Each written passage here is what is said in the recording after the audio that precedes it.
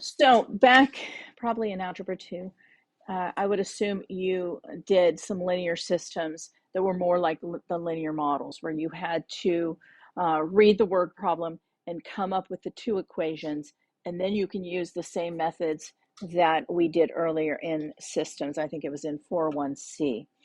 We're going to do a few examples together, and then we'll take a look at the homework, okay? So 4.2 is about those linear system word problems. So what's going to happen when you read the questions, you're going to be able to find two different equations of two variables, and then you should be able to solve them using substitution or elimination. It really is your choice how you solve them. So let's take a look at this first one here. It says, a town's population has been growing linearly. So that's just telling you that it's a y equals mx plus b sort of equation. In 2004, the population was 6,200. By 2009, the population had grown to 8,100. Assume this trend continues. We're going to use that trend to predict the population in 2013, and we're going to identify the year in which the population will reach 15,000. So this one, the first thing I suggest you do, we need, when it asks you to like use a prediction, is we need to find some points so we can do what we know about lines. So let's make up two ordered pairs that go with the information they just told us. So in 2004, the population was 6,200. In 2009, the population was 8,100. Now, in one of the sections, we knew how to find an equation if we had 2 points. So remember, to find the equation of a line, the first thing we have to find is the slope.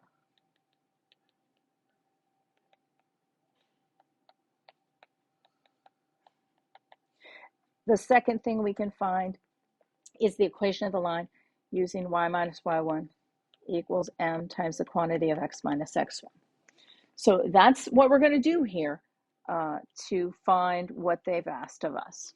So let's label this as x1, y1, and this as x2, y2, because we need a prediction line. We need a line that gives us how things are going over time. So remember, the first step is to find the slope. So we have that information. So let's take our slope. 8,100 is y2 minus 6,200 is y1. And then 2009 minus 2004. 8,100 minus 6,200 is 1,900. And then 2009 minus 2004 is 5. So 1,900 divided by 5 is 380. So what does that tell us? Well, the population seems to be rising, since it's positive, by 380 people per year. Because think about what's where.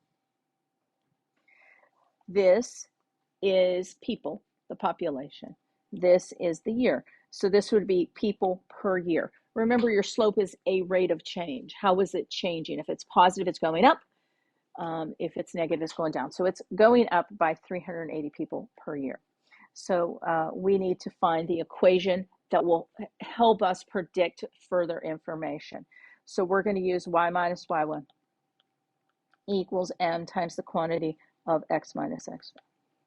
Now, it doesn't matter which ones you plop into the formula. I already have some labeled x1, y1, so let's just use that, okay? So when we do that, our y1 was 6,200, our slope is 380, our x1 is 2004.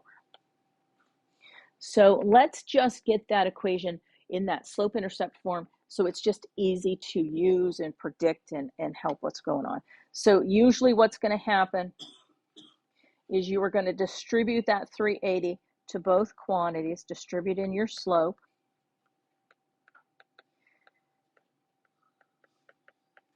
And then you are going to add 6,200 to both sides. And our equation is going to be 380x minus 755, 320. Okay, so now we have an equation that's going to help us predict what's going on. Okay, so now let's go back to the question for a moment and let's read what it says in part A. It says, predict the population in 2013. Now remember, the x's we used are years. So in this equation, the x is years. So for part A, we can just plug in 2013. So we're going to do 380 times 2013 minus 755,320.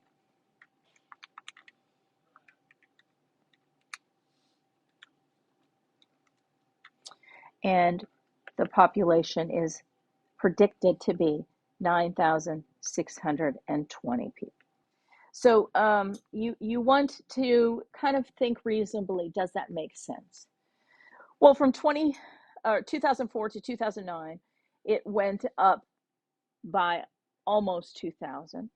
And then from 2009 to 2013, it went up again. So it just makes sense that our trend is continuing. Now, it's a little different if they ask in part B, if they say,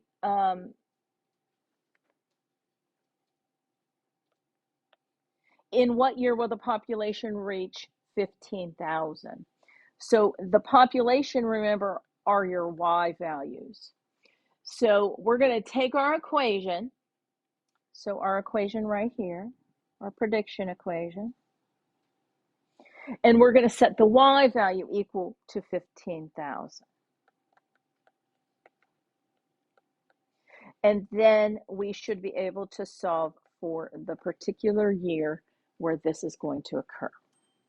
So you're just going to go ahead and solve that. Let's add that 755,320 to both sides.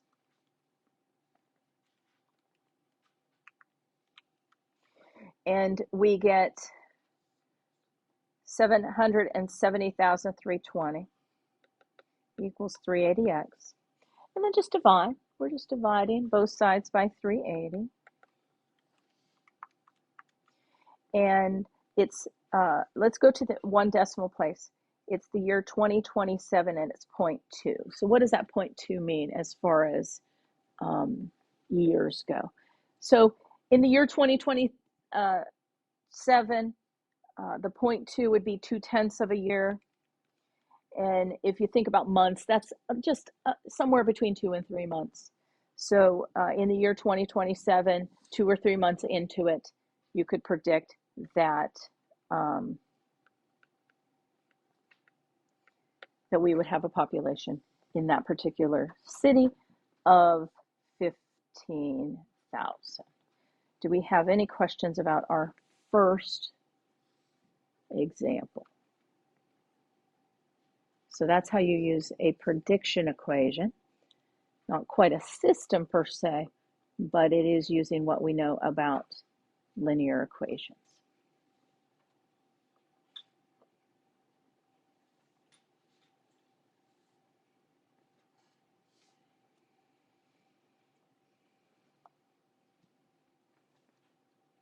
Okay, let's look at this example. So here is one more of a traditional type of system of equations. It says a textbook store sold a combined total of 393 history and physics textbooks in a week. The number of history textbooks sold was 2 times the number of physics textbooks sold. How many textbooks of each type were sold? So let me tell you kind of how you want to begin the process. So you need to first define your variables. Now I'm going to use X and Y. It really doesn't matter if you want to call like the history textbooks H and the physics textbooks P. that works too, if that helps you keep track of things. So we're going to call X the history textbooks, and we're going to call Y the physics texts. So we're talking about the number of those items, okay? The second thing you want to do is you want to set up your two equations.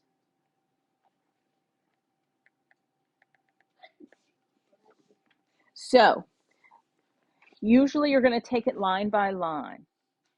So in this first line here, it says it was a combined total of 393. So if I call X the number of history textbooks and Y the number of physics textbooks, the total of those things implies addition is 393. So that's your first equation. Now it says the number of history textbooks sold was 2 times the number of physics textbooks sold. So this one is going to give us our second equation. So the number of history textbooks, which I called X, was 2 times the number of physics textbooks, which I called Y. So now we have, you'll notice we have 2 equations. So now we're ready to solve. Now you can solve it using any of the techniques we have talked about. This one I think is a really good one for substitution. We know that X is equal to 2Y, so where we see X in the other equation, we can just substitute in 2Y. So we know that 2Y plus Y equals 393. So 3Y equals 393. Now that's great because that's very easy to solve for Y. You just divide both sides by 3 and we get 131. Now we're not done with these until we get both variables. So what we want to do next is use any equation that you had earlier to find the other variable. So we have this really nice setup here. You can use either equation, but it says X equals 2Y's. So X would be 2 times 131, or 262.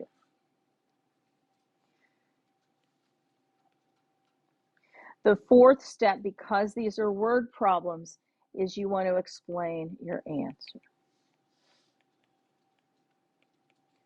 Okay, so let's go down what I did for these. The first thing I did was define my variables. X was history text, Y was physics text.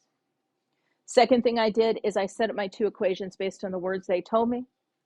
The third thing I did was I solved it. Last thing I'm going to do is explain what the heck I got, okay? So just in little words in a little statement, okay? So they sold, now X was history textbooks, so they sold 262 history texts and 131 physics texts. And you can check. If I multiply the physics text books by 2, I get how many history textbooks I have. The total of them is 393. So the answers that you get should coincide with the information they gave you in the problem, okay? So define your variables, set up your equations, solve them, but then please explain what the heck you got. What does it mean? Any questions about that problem? Okay, let's do another one. We're going to follow the 4 steps we talked about, okay? It says a boat traveled 336 miles downstream and back. The trip downstream took 12 hours. The trip back took 14 hours. What is the speed of the boat in still water? What is the speed of the current? So again, the first thing we want to do is we want to set up our variables. So I'm going to call X the speed of the boat, Y the speed of the current. Okay. Now remember, our first step was to define our variables. The second step is to use the information from the problem to set up our two equations. So let's just kind of think about things for just a moment.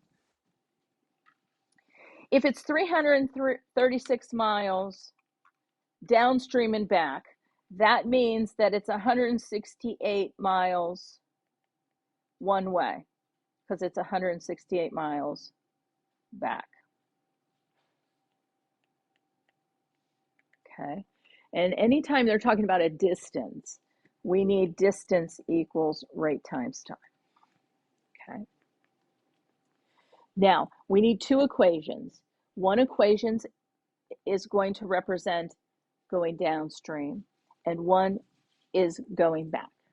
So if you've ever boated, kayaked, canoed, anything of that sort, you will know that if you are going downstream and the current is pushing you, it's a lot faster trip than coming back. So I like making a little chart for these. It might help you think about it a little bit. So we're going to do distance equals rate times time for both. So let's think for a moment of downstream. I went 168 miles downstream. The rate that I am traveling, the current and me are working together. The current's going with me. So my boat speed plus my speed of the current are working together. So we add together, combined total. And the time downstream it's going to be shorter because the current is pushing with me. So that's 12 hours. So I have an equation there, and I'll show you that equation in a minute. Now let's look at upstream. I still went 168 miles.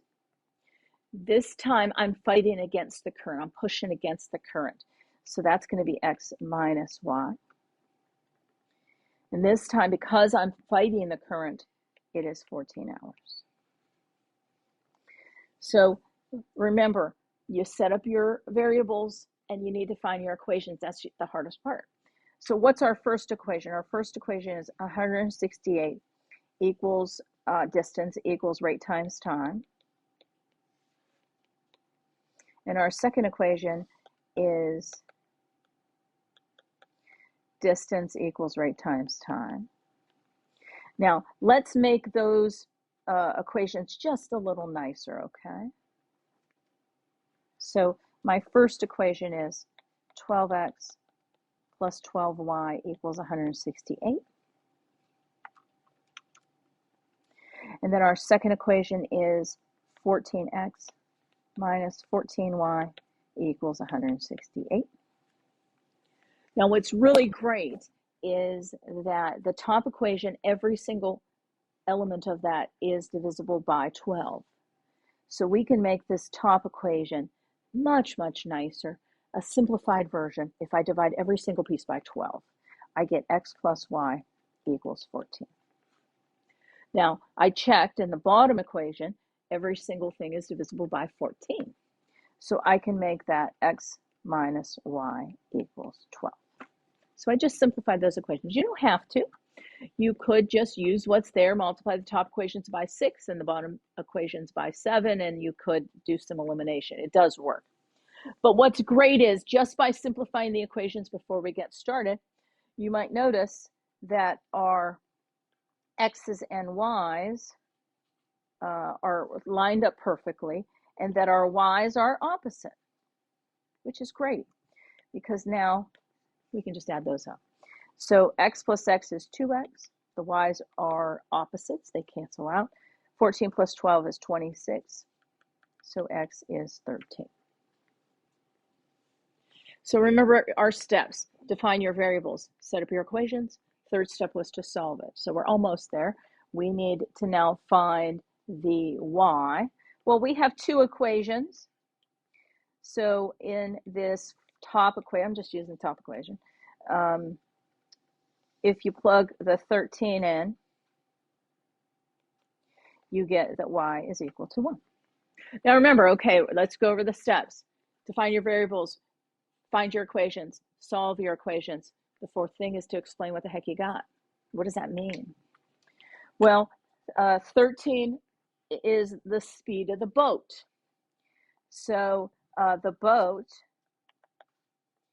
and you'll notice our time was miles, our trip was our time was hours, our distance was miles, so our rate is miles per hour. So the boat was going 13 miles per hour. The current is 1 mile per hour. And one time it adds to your the 14, and then the other one it takes away and makes it a 12. Okay. So that is how you would solve these, okay? So you want to define your variables. You'll find two equations from the information that the problem gives you. Solve it, explain your answer. So here is our answer right here.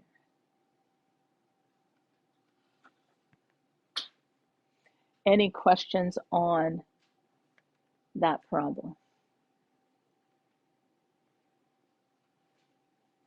Okay, let's take a look at the word problems we see here. There's 8 of them. Okay, the first 2 are just find 2 numbers that have those qualities. So just call the numbers x and y. That one, there's not a whole lot of explanation. You just kind of solve it once you set up the equations. 13 is very much like the current one we had done with the boats. Now it's a plane. It's kind of the wind is like the current. It's pushing against you, slowing you down, or it's working with you. It's making you speed up. 4 is about a tickets. 5 is an interesting one. Give that a shot. 6 is like the boat, and 7 is the price of things, and so is 8. There you go. Give those a shot, and we can work out any if you're stuck on any of them. But that's what I want you to work on for the rest of class. Okay.